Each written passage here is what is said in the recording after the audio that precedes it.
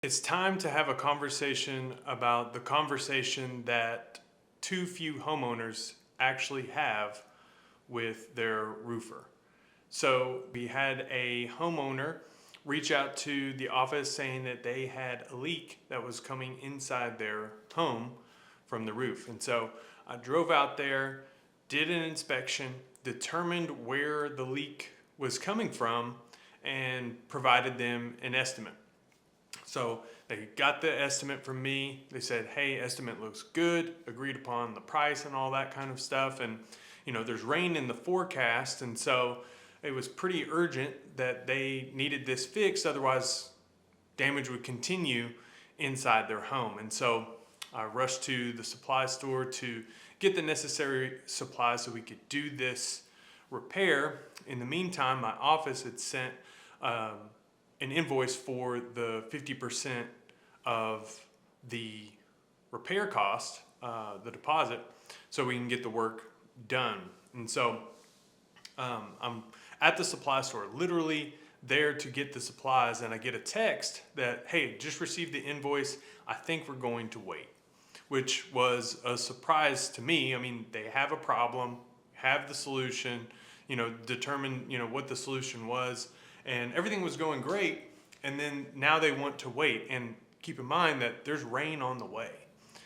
And so I was surprised to get that text that they want to wait. And so I called them immediately. They didn't answer. So I was thinking, I was like, man, I'm at the supply store, don't want them to close. We need to get this done before, the rain comes and we can solve this problem for them. And so I shot a text back to them and I said, hey, is it the 50% deposit that's giving you pause? Lo and behold, it was. They said yes. In the past, we've had roofing contractors ask for 50% up front, and they take our money, and then we still have the problem because they never come back, they never reach out to us again, and we're never able to get a hold of them again. Unfortunately, that does happen. And so I'm like, okay, well, what I said to them, I said, well, my goal is not to simply get a 50% deposit from you. My goal is to solve the problem that you have, and I would love to get this problem solved for you, get this repair done before more rain comes. And so, tell you what, don't worry about 50% deposit or anything. I'll go ahead and get the supplies, and then we'll be out there tomorrow to get the repair done, and then we'll get everything paid, and it'll all be good. I said, thank you, really appreciate you understanding that. And so we all, it all got done. So, and that's ended up what happened. We got the supplies, got the repair done, everything's all good. So, but it revealed that story. I tell you that story because this is the conversation that too few homeowners have with their roofer. It's the conversation that is not happening, and that conversation is their primary concern, whatever that concern may be. It's really about what homeowners think and do not say.